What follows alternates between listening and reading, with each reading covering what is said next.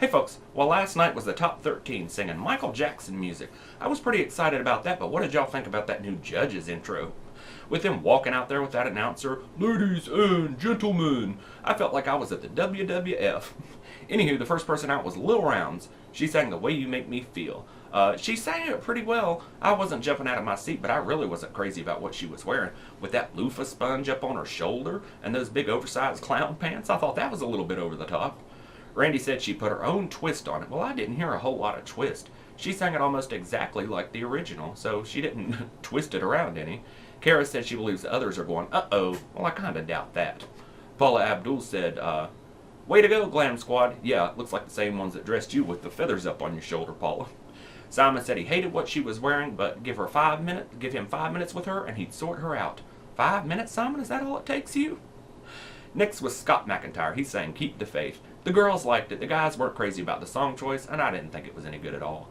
You know, when he did that little squeal toward the end, I was a little bit embarrassed for him, but I think Scott is overrated. I don't think we'll ever hear him on the radio. Might be good for church or like Christian radio, but not mainstream. If I turned on the radio and heard Scott MacIntyre, I'd switch the station.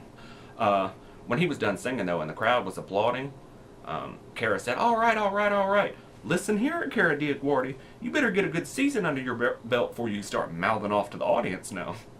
Next was Danny Gokey. He sang PYT, Pretty Young Thing. I thought it got off to a rough start with the backup singers and stuff. It was kind of drowning him out. You couldn't hardly hear him from the backup singers. But once he got into it, it was pretty good.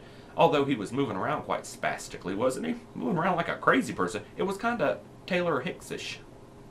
When he stuck the microphone down there at the judges, though, was it really appropriate for Kara and Paula to be singing backup for Danny Gokey? Of course, the judges loved his performance. They love anything Danny does. Paula says that he's on his way to the finals. I don't doubt that. Next was Michael Sarver. He sang You Are Not Alone. The first half of it was okay, but when he started getting into it, it kind of fell apart, I thought. Kind of started falling apart. The judges loved it. Paula said, you picked a song that is distinctly. Is that even a word, Paula? We need to get a Paula Abdul dictionary just to keep up with the things she says on this show. I don't know why the judges loved it. Next was Jasmine. She sang I'll Be There. She was sent out with the Glam Squad before her performance, and she looks exactly like she did when we saw her at the auditions. She hasn't changed a bit. The only thing that got her a new dress. And that dress looks kind of like old MySpace layout I used to have. I thought it was a horrible song choice for her. She sang it well, but there was like nothing there. It was kind of really very boring. I think she might be in trouble. Simon said it was a bit robotic, and everything Jasmine does seems a bit robotic. There doesn't seem to be any personality there.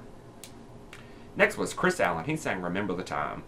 He's married? I didn't know that. That might be a problem.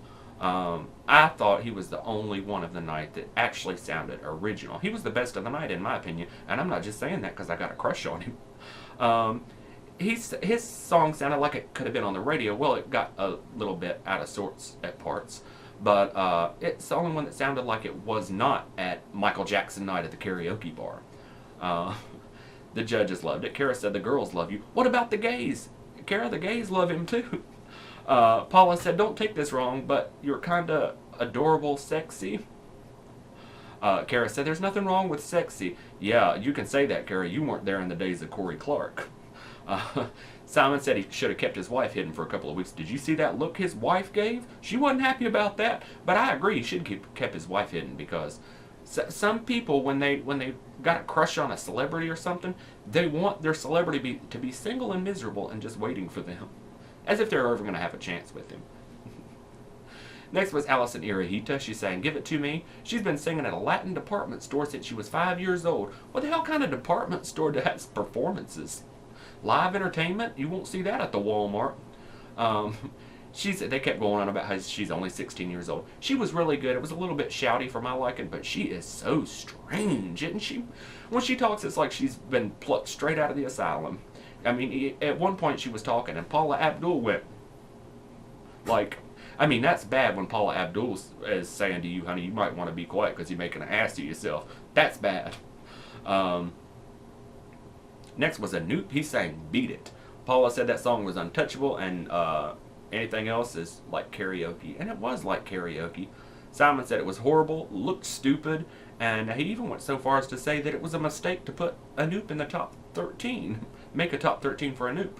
I didn't think it was that bad, but it was more karaoke than anything. Next was Jorge. He sang Never Can Say Goodbye. Hands down, the most boring performance of the night. It was very boring, wasn't it? It almost put me to sleep. He said he picked that song because it fits his voice better than... He said, I'm not going to come out and sing Bad by Michael Jackson.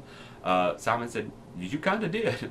So that was pretty funny. But I think he may be in trouble too. Two people going home. I believe it may be Jasmine and Jorge. Next was Megan Corkrey. She sang Rockin' Robin. Oh my God, when I found out that it was going to be Michael Jackson week, I was trying to envision in my mind which songs each of them were going to be singing. And that was the only song I could envision Megan singing because she really doesn't have any range. I totally predicted she was going to sing Rockin' Robin. I wish I had put money on it now. Kara said she wants to see her show more range. Well, that's just it, Kara. She doesn't have any range. She danced around like a bird. It was horrible. And then when she got done singing, she went, "Ka! Ka! What in the world was that?" I almost fell out of my seat when she did that. That was so hilarious.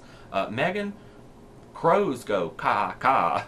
It's robins go tweedledee. You should have learned that in the song. Next was Adam Lambert. He sang Black or White. I thought it was horrible. I like Adam and all, but I thought that performance was horrible. I don't know why the judges went crazy about it. Paula went really crazy, like she was having a heart attack. I don't know what she was doing. I want some of what she's having. Well, maybe not. You know, if I was to take a drink out of Paula Abdul's Coca-Cola cup, I'd probably have to be rushed to the emergency room and get my stomach pumped. I bet her tolerance is way up there. But the judges loved it, and I like Adam, but it wasn't good. I didn't like it. Next was Matt Giraud. He sang Human Nature, and that's like my favorite Michael Jackson song. His voice is very shaky, though. It started off okay, but when he got to that falsetto at the end, that was horrid. Kara said to him, she had this come hither look, and she said, "Look, you're a talented guy." Well, we know Kara's had the hots for him for a while.